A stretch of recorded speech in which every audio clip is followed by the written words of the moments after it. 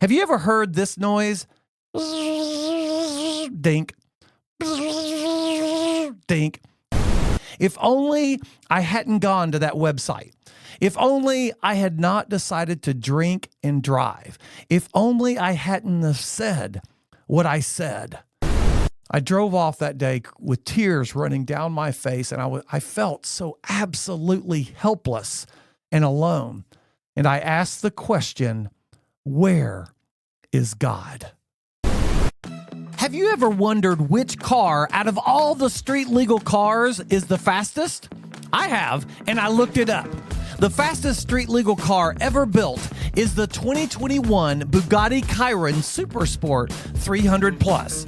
This amazing machine has an 8-liter twin-turbo 1,600 horsepower engine that can propel this vehicle 0 to 60 in 2.2 seconds.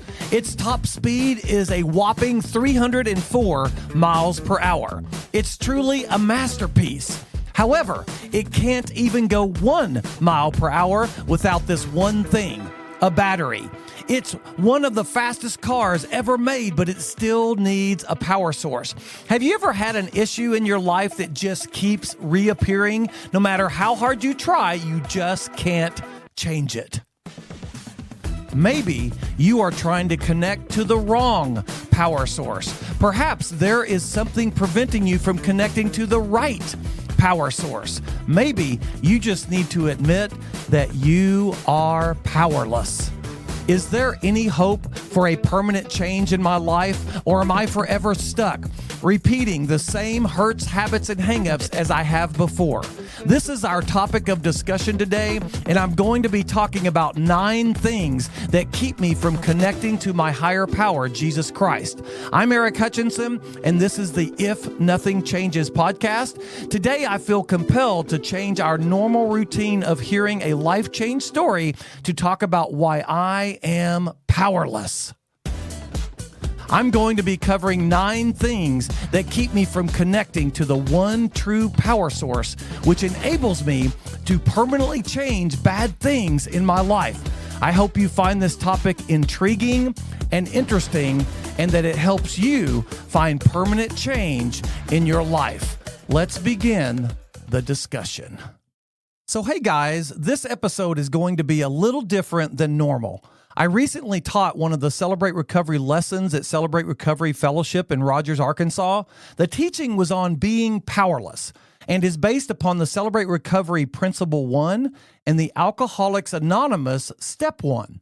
The powerless acrostic that I'm going to use is directly from the Celebrate Recovery materials, and I want to make sure that I give them credit as I make reference to their material. The illustrations that I use will be mine, but the acrostic outline is their content. Principle 1 of Celebrate Recovery says, realize that I am not God. I admit that I am powerless to control my tendency to do the wrong thing and that my life is unmanageable. Step 1 from AA says that we admitted that we were powerless over our addictions and compulsive behaviors, that our lives had become unmanageable. I truly believe that every person has hurts, bad habits, and hangups that are extremely hard, if not impossible, to permanently change without a higher power. My dad used to have a book, and it was called If You Think You Can, You Can. And that was kind of his philosophy. He taught me that if you want to get something done, all you need to do is muster enough willpower and determination, and you can accomplish anything. Now, while that may be true in business and maybe sports and some athletics, it's certainly not true with bad habits, hurts, and addiction. I have failed so many times in my own life, in my own hurts and my own addiction to pornography. It wasn't until I entered a recovery program that I discovered that alone I am powerless, but connected to Jesus Christ, I am powerful. Today, I want to talk about 9 things that keep me from connecting to Jesus Christ. And I'm going to be using the Celebrate Recovery acrostic to do so. Celebrate Recovery calls them serenity robbers. Now, to be clear, I'm not talking about salvation or accepting Jesus as my Savior. I'm talking about staying connected to Jesus. Just like whenever I have a disagreement with my wife or a friend, sometimes I can say things or do things that break that relationship. It doesn't mean that I'm not married anymore or that I'm not friends with this person. It just means that we are not in good fellowship. In that same way, serenity robbers keep me from fellowship with Jesus Christ, which prevent me from accessing his power in my life. So I'm not talking about salvation. I don't believe that you can lose your salvation, but I do believe that you can get out of fellowship with Jesus, and I believe you can turn your back on him, and that loses access to his power. The first acrostic letter in the Powerless acrostic is P, which stands for pride. Proverbs 16:18 says, "Pride goes before destruction." Have you ever heard this noise? Dink, dink. That's my weak attempt to imitate a fly trying to go through a closed window.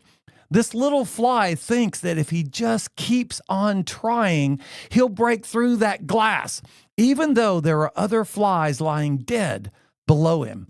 He keeps believing the lie that if he thinks he can, he can. The irony is that there's an open door behind him to freedom. How about you? Have you ever believed the lie that you have the power to change yourself permanently? Dink. I have. Whether your hurts, habits, and hangups are caused by external circumstances or they are self-inflicted, pride has the same effect. It keeps me stuck in that cycle of insanity, doing the same thing over and over again and expecting different results. For years, I would white knuckle my own sobriety, making deal after deal with God. I would say, if I fail one more time, I'll get help. This time, it'll be different. If at first you don't succeed, try again. Just as Proverbs 16:8 says, pride goes before destruction. It wasn't until I admitted that I had a problem and that I was powerless to fix that problem that true freedom could begin. It's pride that makes me want to keep my hurts, habits, and hangups secret, but they don't stay secret, do they? Luke 12:2 says, "There is nothing concealed that will not be disclosed or hidden that will not be made known."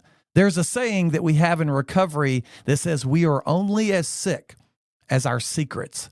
When secrets are found out, regret sets in, which brings me to our second serenity robber, which is O, which stands for only ifs. Have you ever regretted a decision, a hurt so much that you spent time and more time rolling it over and over in your mind? If only I hadn't gone to that website.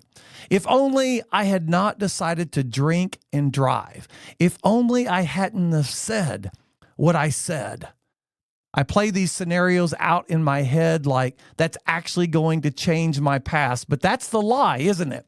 I need to acknowledge and take responsibility for my past hurts, habits, and hangups because living in the past only keeps me stuck in the past and stuck in denial.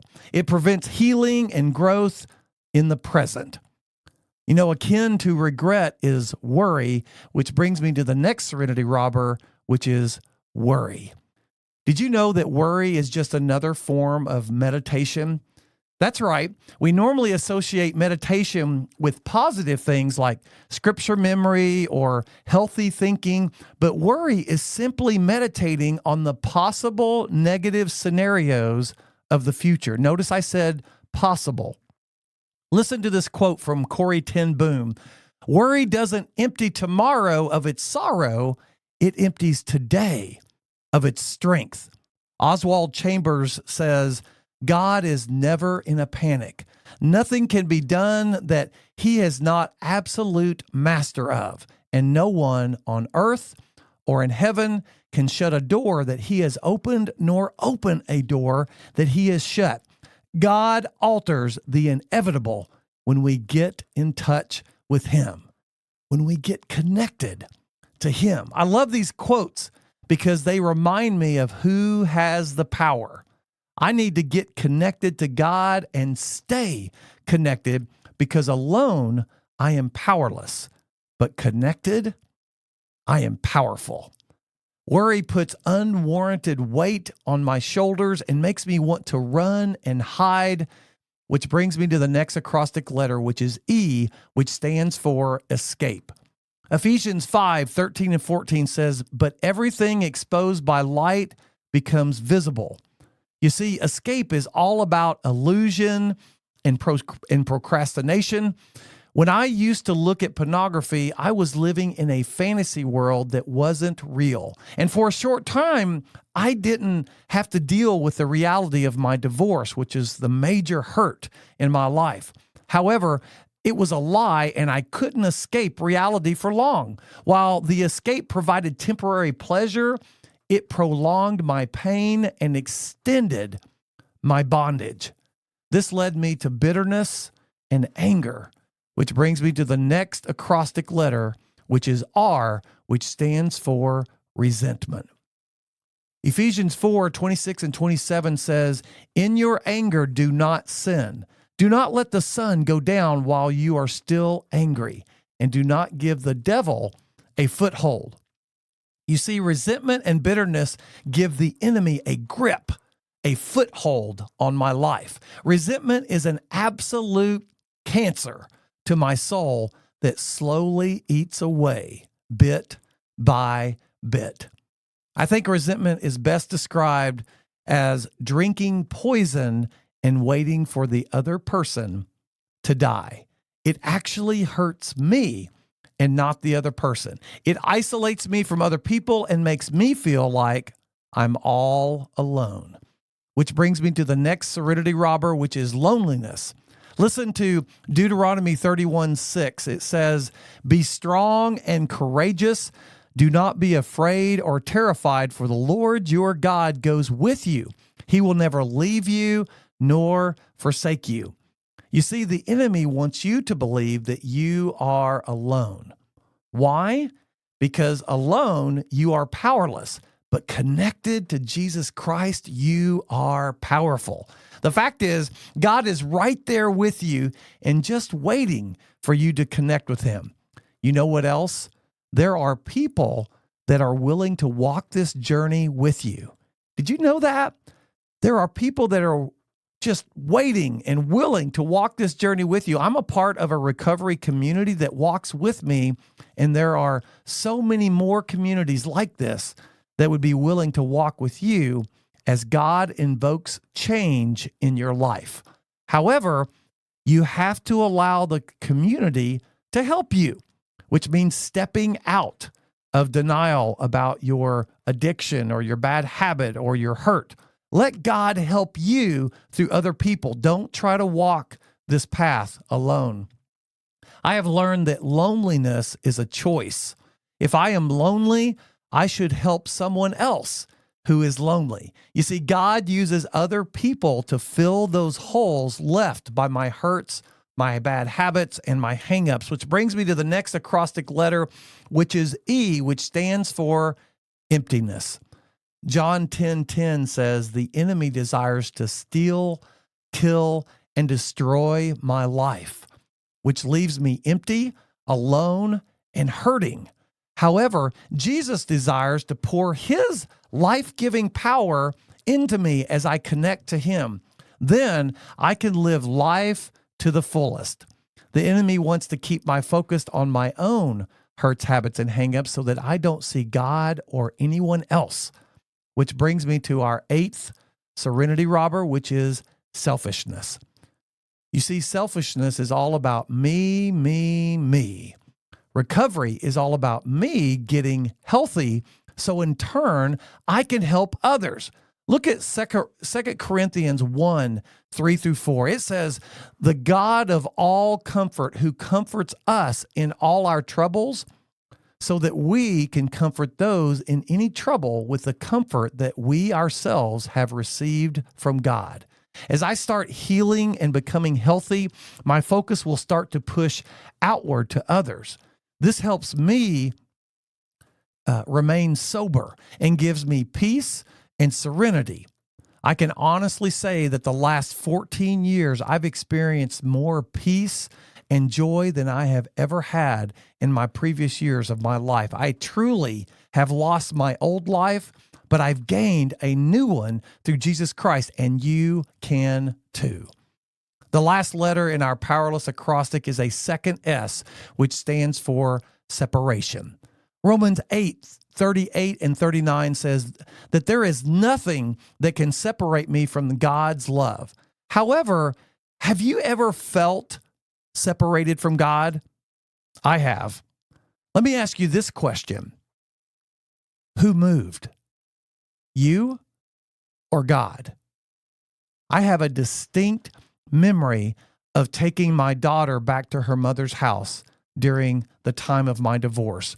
My daughter was between 2 and 3 years old, and on the weekends, I would get her and we would spend the entire weekend playing together. I would drop everything else and just spend time with her. I would take her to parks. I would literally spend hours playing with her on the floor with her toys. I always dreaded taking her back because I knew I wouldn't see her again for weeks. Anyway, I remember taking my daughter back one weekend during the time of my divorce. My ex-wife was living with her parents, and they had this really long driveway. I remember pulling into the driveway and seeing a lot of my daughter's toys scattered around the driveway. You see, my ex-wife would put some of her toys around the driveway to distract her and ease her pain of me leaving her there again. When I stopped the car, my daughter got out immediately, ran to the toy car that she liked to sit on and play like she was driving. And as she was playing, my ex-wife and I started talking. And something happened in our conversation that got us arguing, and things started to get heated. I remember as we were talking and speaking loudly to one another, I remember looking over at my daughter, and she had stopped playing. She had stepped out of the car that she was sitting in and just standing there next to it, staring at us, her eyes filled with tears, as she realized that her two favorite people were fighting, and she began to cry. She got up off her toy and she ran over to my leg and stretched her arms up to me while she was crying. I picked her up and I kissed her on the cheek and I said, "I'm so sorry, but I am going to have to leave, baby." And I kissed her and I said goodbye. And I drove off that day with tears running down my face. And I felt so absolutely helpless and alone. And I asked the question, where is God? I now see that he was there and he hadn't moved, but I had. In my hurt, my addiction, and my bitterness, I had turned my back on him. I felt separated. Whenever I walked into recovery 14 years ago, I learned how to stop denying my pain, stop playing God, and start admitting that I am powerless and that my life is unmanageable. You see, God doesn't force me to stay connected to him. I can choose to turn my back on him and disconnect my fellowship with him at any time. I can try to handle my hurts, my habits, my hangups all by myself. Have you ever seen a fire hose by itself, maybe coiled up? It's pretty much worthless. I mean, you might even say it's powerless. However, you plug that hose to a hydrant, and suddenly you have a powerful tool to combat fire. It's the same way in my life. Alone, I am powerless, but connected, I am powerful. There's power in connecting to Jesus Christ.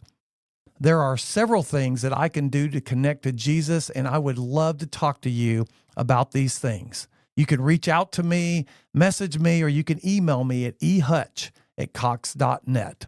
I would love to have a discussion with you about connecting with Jesus. However, this much is clear. I need to admit and confess that I am powerless and that my life is unmanageable. John 15:5 says, and Jesus is talking, he says, "If you abide in me and I in you, you will bear much fruit. However, apart from me, you can do nothing." Nothing. Hey guys, thanks so much for listening today. I hope this episode has given you hope and encouragement. In Romans chapter 7, Paul says, "I want to do what is right, but I can't. I want to do what is good, but I don't. I don't want to do what is wrong, but I do it anyway. Oh, what a miserable person I am. Who will free me from this life that is dominated by sin and death?" Thank God, the answer is in Jesus Christ, our Lord. If that passage describes how you are feeling, then perhaps you need a higher power source in your life. Maybe you are listening and you feel stuck in a miserable cycle. Perhaps you feel like that fly that's trying to break through that window and can't. Maybe you've been living under the philosophy that if you think you can, you can. Maybe you feel separated from God and you don't feel like He's very close. Who moved? You or God? You see, alone I am powerless, but connected, I am powerful. How about you? Do you need change in your life? Well, if nothing changes, nothing changes. See you next time.